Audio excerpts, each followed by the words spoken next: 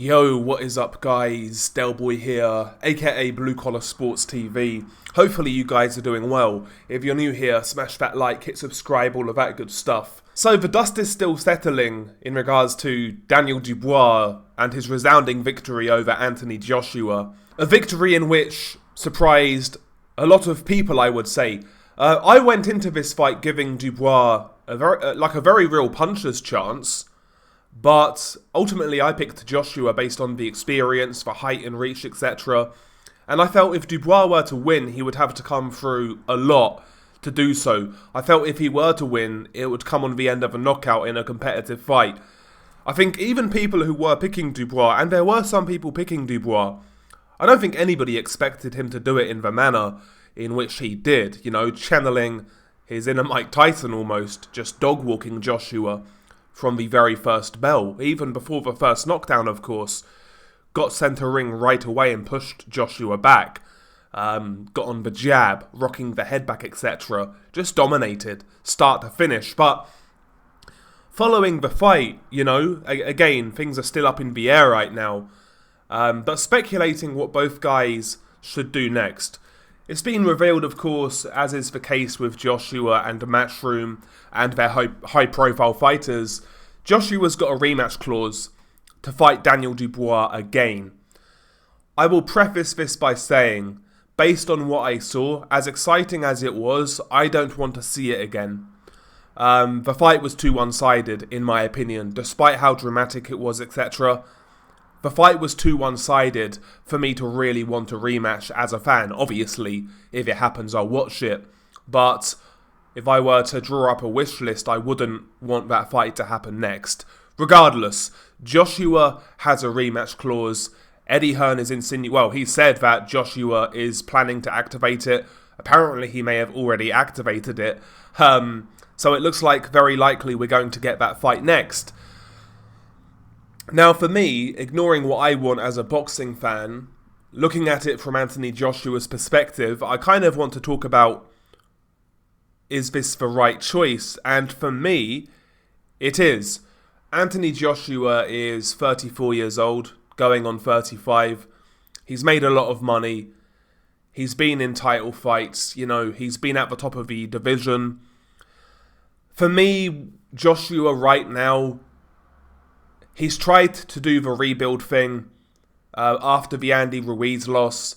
He then tried to do it again after the Usyk losses, going through trainers like, you know, nobody's business. He's tried the whole rebuild thing to mixed results, I would say. Quite frankly, I know it's easy to say in hindsight, maybe he should have stayed with Robert Garcia, because in the Usyk rematch, I felt, despite him losing clearly, I did feel he made improvements in that fight, like very obvious improvements. But he then left Robert Garcia, went with what's his name, the guy from Texas, I forgot his name, Derek James. He went with Derek James, and now he's with Ben Davison. He's gone through the trainers, and listen, I don't think he's got necessarily time for another rebuild. Does he have a stomach for it? I'm not entirely sure. For me, the most worthwhile thing to do if you're Joshua is to go in the rematch and basically just roll the dice. If you want to change trainers, fair enough. People have questions over Ben Davison as a trainer in general. Maybe he'd be more suited to getting a more aggressive trainer, and again, like really just rolling the dice in a rematch with Dubois. Because ultimately, if he doesn't go that route, where else is there to go? I mean, building yourself back up to try and get a title shot could take a year, 18 months or so. By the time he'll be nearly 36. For me, with Joshua right now, he may as well roll the dice. The only alternative for Joshua is if he takes a backward step, doesn't take the rematch, and maybe goes in there with Deontay Wilder. A fight that is obviously way past its sell-by date, but it would still generate some sort of interest. He could take those sort of fights, I guess. Maybe if Fury loses to Usyk again, he could fight Fury. But he could try to go that route and just try to secure the remaining paydays that are available. But if he has any world title ambition and wants to become a champion again, he needs to fight Dubois again. And I think the risk is worth taking for Joshua at this point in time. His future is secured. He's been a champion. He's worth God knows how much money. Instead of like trying to reinvent the wheel again and changing yourself up yet again, just go back in there in a rematch and go in with a mindset of kill or be killed, win or retire, basically. And that's it for me with Anthony Joshua. I think the rematch for him does make sense in that regard. But yeah, I'd rather not see it personally. I'd rather not see it. I'd rather see Dubois go another route. I think, for example, Joseph Parker is a very deserving heavyweight contender right now, beating Zhili Zhang, beating Deontay Wilder. He's had a good career rebound, Joseph Parker. I think Parker would be a very good opponent for Daniel Dubois. Even Zhili Zhang himself would be a good opponent for Daniel Dubois. So Dubois' got options regardless. If he doesn't fight Joshua again, he could fight a Joey Parker. He could fight a Zhili Zhang on one of these big Saudi cards. He's got the options. Who knows, man? Maybe even tries to get the winner of Fury Usyk. Who knows? Alternatively, one thing I will throw out there, if Joshua doesn't take this fight with Dubois, this rematch, would Frank Warren seriously put Moses Itauma in with Daniel Dubois right now? Sounds crazy. The only reason I say it is because, you know, the marketing surrounding Itauma has been that they want to make him the youngest heavyweight champion. They want to beat Mike Tyson's record. Itauma is still 19. He still has a fair few months to achieve that goal. Would they roll the dice and put Itauma in there with Daniel Dubois? It'd be a spectacle, wouldn't it? But I do think with Itauma, I do think the whole youngest heavyweight champion thing is a marketing gimmick. I don't think it's a serious desire or a serious goal.